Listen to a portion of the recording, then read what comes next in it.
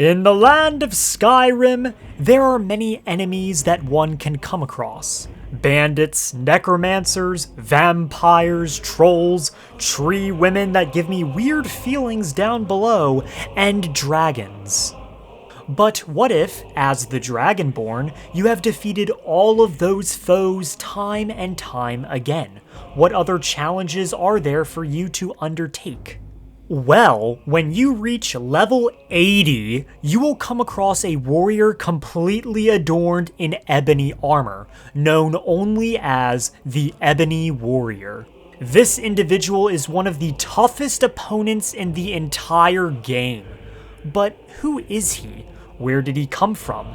And why haven't we seen him before? Hello, my fellow hirelings of House Telvanni. I'm Neloth, and today I want to analyze and speculate on the Ebony Warrior. There are also quite a few theories surrounding the Ebony Warrior, some that I want to explain and others I wish to disprove as I feel they don't hold much substance. So, as stated before, the Ebony Warrior will not spawn into the game until level 80. A level that most people will never legitimately achieve, and if you do, by then you have likely done every single possible thing there is to do in Skyrim. The Ebony Warrior will spawn in one of the major cities in Skyrim and will walk up to the player character and say this. The time has come. I have done all that can be done. There is nothing left. No quests to be undertaken, no villains to be slain, no challenges to face. Except for you. You are my last challenge. Only you can send me to Sovngarde with honor. Make your preparations. When you're ready, come find me at my last vigil. And that's all he says, aside from one additional piece of dialogue reminding us to go to his last vigil. When next we meet, it will be at my last vigil. Now, before meeting the Ebony Warrior at his last vigil, there's one thing about him that makes him very, very unique to almost every other character in Skyrim. His height. The Ebony Warrior is unusually tall compared to every other man or mer in the entire game. And this does not seem to be an accident, as in the game files, his model is 25% larger than most other models. Now, when we make our way to Last Vigil, there will be no exchange of words before the duel. Instead, when we get very close to the Ebony Warrior, he will attack us immediately, which I feel is a little rude, but I guess he felt there are no more words left to share. Now, let me tell you, this fight is hard. Like when the Elder Scrolls community first saw Serana hard. And for a great many reasons too. For example, he has a total of 2,071 health, which is more than Miraak and Lord Harkon, but not as much as Alduin or Karstag. The Ebony Warrior has a total of 8 primary skills, in one-handed, archery, block, heavy armor, sneak, conjuration, alteration, destruction, and restoration. And he also has 37 perks, which is more than any other NPC in the game as far as I can tell. He is also immune to paralysis, vampiric grip, and the ice form and bend will shouts.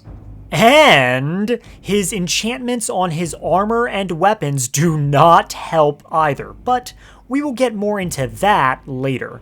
Lastly, the Ebony Warrior can shout, which is a very big deal, as very few living human NPCs in the game are capable of shouting, with him having access to the Unrelenting Shout and the Disarm Shout.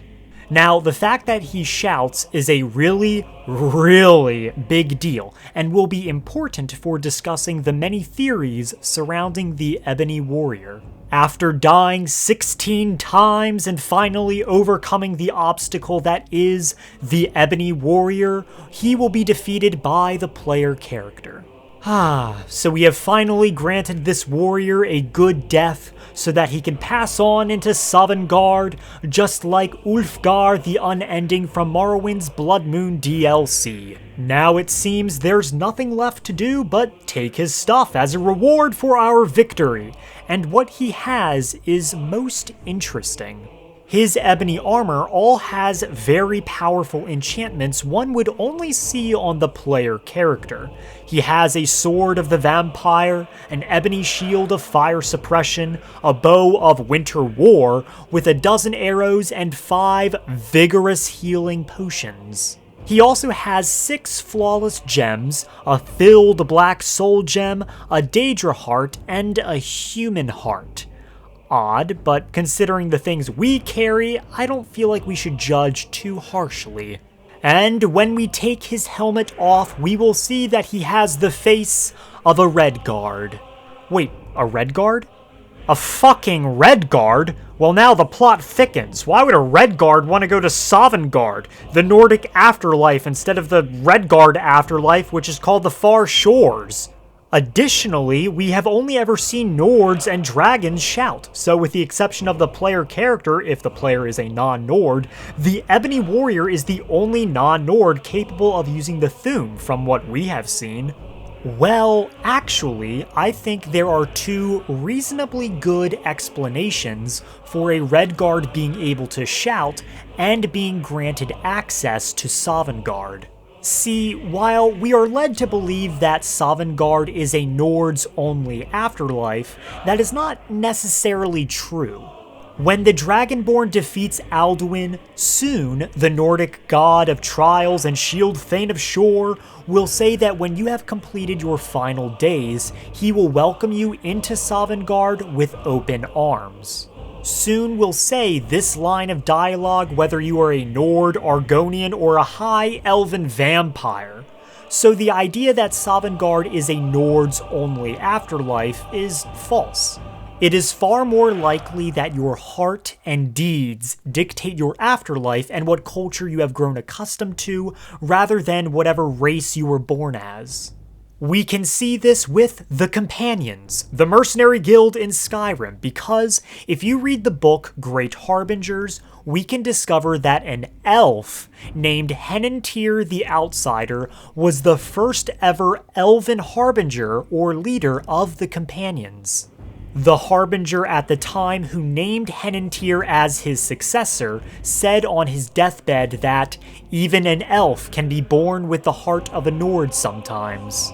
Now, while this doesn't exactly fall in line with Sovngarde necessarily, I feel it's evidence enough to suggest that a Redguard warrior can be granted access into Sovngarde if he truly had the heart of a Nord, which he likely did. Now, as for how the Ebony Warrior is able to shout, I have a few theories that I will get into that could explain this, but keep in mind that the Ebony Warrior is not the only non-Nord able to shout in lore. In fact, a character named Red Eagle can be encountered in Skyrim as a Draugr in a tomb and possesses the ability to shout, like most Draugr do. But, unlike most Draugr, Red Eagle was not actually a Nord. Red Eagle was a Reachman who was also one of the first Briarhearts. How Red Eagle learned to shout is quite a mystery, as it is not explained in lore. Either he was taught by the Greybeards, or maybe Hagravens that knew the Greybeard's secrets taught him instead. So the idea that a non-Nord, non-Dragonborn can shout, like Red Eagle, is not as ridiculous as you might think, unless of course the Ebony Warrior is Dragonborn. Now that we have gotten some misconceptions out of the way, I think we should look at some theories that people have about the Ebony Warrior. One of the biggest theories surrounding the Ebony Warrior is that he is an avatar of a deity known as Raymond Ebon Arm, or simply just Ebon Arm. Now, explaining Ebon Arm is much more complicated than other YouTubers would have you believe, because he was basically retconned out of existence, and almost put into the Elder Scrolls Online, but then got cut out, so he's still retconned, and it's just a whole mess. Simply put, Ebon Arm is a god of war who was seen as a protector to all warriors. He allegedly rode a golden stallion named Warmaster, and was always accompanied by a pair of huge ravens, whatever that means. But, most importantly, he is an individual that is always wearing a full suit of ebony armor, and was never seen without it. He also had an ebony sword fused to his right arm because of an injury he sustained in a massive battle long ago. Now, while Ebon Arm is portrayed as a god of war wearing full ebony armor and ready to fight, he was actually very peaceful. Instead of spilling blood, he acts more as a diplomat and prefers to reconcile with both sides to prevent fighting. We know that the Ebony Warrior is not literally Ebon Arm in the flesh, because Ebon Arm is described as having flowing reddish blonde hair and steel blue eyes. And if we look at the face of the Ebony Warrior, he doesn't exactly match that description. So, naturally, people have come to the conclusion that the Ebony Warrior is an aspect of Ebon Arm, which isn't a long shot considering there are quite a few aspects of gods in the Elder Scrolls, like in Morrowind with Wolf being Talos, John Hawker being Zenithar, and in ESO, Aspera being Boethia. However, I'm not really convinced that the Ebony Warrior is an aspect of Ebon Arm for two important reasons. 1. People believe that because the Ebony Warrior is Redguard, he must be Ebon Arm because Ebon Arm is a Yokudan deity. And yes, while there is cut dialogue from ESO to back this up, there really isn't any evidence to suggest Ebon Arm is even a Yokudan deity, with the exception of a single offhand comment made from Michael Kirkbride, one of the prolific Elder Scrolls writers from back in the day. In fact, another developer named Marilyn Wasserman, who the goddess Mara is named after, said she believed Ebon Arm was depicted as a Nord and was seen only as a hero saint. Additionally, the Ebony Warrior doesn't really reflect the personality of Ebon Arm, because where Ebon Arm is all about peace and protection, the Ebony Warrior cares more about slaying powerful adversaries and dying honorably. So, all of this information and the fact that Ebon Arm is kinda retconned but not completely leads me to believe that the Ebony Warrior is not Ebon Arm or an aspect of him. There is a theory that I believe was proposed by the sexy Epic Nate that stated that the Ebony Warrior is somehow connected to Umbra, the magical sword that consumes souls, and also the wielder of the blade until the wielder believes that they themselves are Umbra. This theory does not make much sense to me personally because the Ebony Warrior wields a one-handed sword of vampires that absorbs health, not souls. And also, not every Umbra wielder wears ebony armor. Sure, in Oblivion and the Creation Club mod for Skyrim, Umbra does wear ebony armor. However, in Morrowind, Umbra is an orc that wears orcish armor, not ebony. I'm also not sure how someone that just wears ebony armor would be connected to the Umbra sword or the Daedric prince Clavicus Vile. Another theory suggests that the Ebony Warrior is a sword singer, but there are three issues with this theory. 1. The Ebony Warrior shows no evidence of being a sword singer in the first place, and being a Thu'um wielder kinda makes it a lot less likely. 2. By the 3rd and 4th eras, the Ansei sword singers are seen more as a myth, meaning it is even less likely that the Ebony Warrior is a sword singer. And 3, the Ebony Warrior does not seem to be into Yokudan customs, as stated with all his Sovngarde talk. But now, I think I've been a buzzkill for long enough. Instead of shooting down theories of the Ebony Warrior, why don't I man up and suggest a theory that could explain a bit more about the Ebony Warrior? And hold on to your sweet rolls, because I'm about to say something that not a single person has mentioned before as far as I can tell. So, when we take off the helmet of the Ebony Warrior, we obviously see that his face is that of a Redguard, right? Well, what if I told you that his face is much more than that? What if I told you that the Ebony Warrior's face is similar, no, scratch that, identical to another Redguard individual we can meet in Skyrim? Because did you know that the Ebony Warrior has the exact same face as Nazir, a Redguard who is a member of the Dark Brotherhood? Now, characters having the same face is nothing new. For example, Eriker from Solitude shares the same face with quite a few minor NPCs. But why Nazir? I mean, Nazir is one of the most unique characters in the game.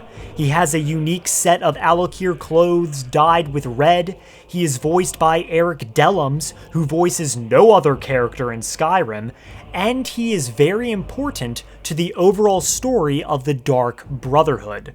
Unless you kill them all, of course. Now, yes, while they do look the same, they do have a slight height disparity. But even then, I believe that the Ebony Warrior and Nazir are actually brothers who split into two completely different walks of life. Nazir does not reveal much about his past. When inquiring, he will say, "Ah, well, I'm Redguard, as I'm sure you've noticed. Though not like most of my kind you'll find in Skyrim. That's for damn sure. I am a child of Hammerfell, born of the sands of the mighty Alakir. In that great desert, blood is a shade of crimson I can scarce describe. My past is long and storied, and not altogether proud. But the Dark Brotherhood saved me from myself, and I have never looked back." This same vague backstory could then be applied to the Ebony Warrior as well, if they are indeed brothers. Now, the face of Nazir and the Ebony Warrior is not the face of a young man, but rather someone who is around 40 years old. And since Nazir was born in the Alakir Desert, it could be possible that he fought in the Great War and/or the war between Hammerfell and the Thalmor. These wars did happen 20 years before the events of Skyrim, so historically, it all checks out. It could be argued that the Ebony Warrior did the same, but after the war, the brothers drifted apart. Nazir went and did things he was quote-unquote not proud of, and the Ebony Warrior likely became an adventurer hero just like the Dragonborn, and at some point started to embrace a more Nordic-styled culture than that of a Yokuden one, and even had the honor of training with the Greybeards. I understand this theory is not as glamorous or cool as the Ebon Arm Theory or any of the others, but I feel it fleshes out the Ebony Warrior and makes him more human because that's really what I think he is, a human adversary who mirrors that of the Dragonborn and is the last honorable combatant that the player character faces. I'm also just surprised nobody else has ever mentioned the fact that both the Ebony Warrior and Nazir share the same face, and no one ever made a theory out of that. There are some things that I am conflicted on, however, with the Ebony Warrior, like why does he have a Daedra heart and a human heart that is always in his inventory? This isn't random loot, but rather something intentionally put in by Bethesda. And also, is the Ebony Warrior the second to last twice removed Dragonborn? I doubt it, because if so, the Ebony Warrior would have probably attempted to defeat Alduin alongside the player character. But at the end of the day, the Ebony Warrior really isn't meant to have this large backstory or be this overall unique character. He is simply a trend I believe Bethesda has been following since Morrowind, where you fight a powerful enemy in full ebony armor. In Morrowind, with the Tribunal DLC, it was a wood elf named Gaynor. In Oblivion, it was another wood elf, but this time with the Umbra Blade. And in Skyrim, with the Dragonborn DLC, we got the Ebony Warrior, who isn't a Bosmer this time, but instead a Redguard. Most likely, the Ebony Warrior is just meant to mirror the Dragonborn, and being a Redguard might be a hint to the location of the next Elder Scrolls game, but that's a video for another day. And that's all I wrote. A video where I analyze the Ebony Warrior and attempt to theorize on who this man actually is. While I did attempt to debunk some of the other theories about the Ebony Warrior, please note that you can still believe in those theories if it makes you happy. It's not like I'm sending the Morag Tong after you for it.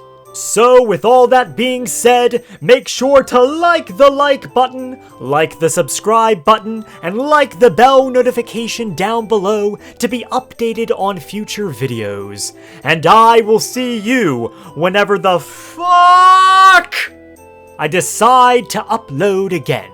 House Telvanni be with you. Please, O hero of Skyrim, I shall be ever so grateful.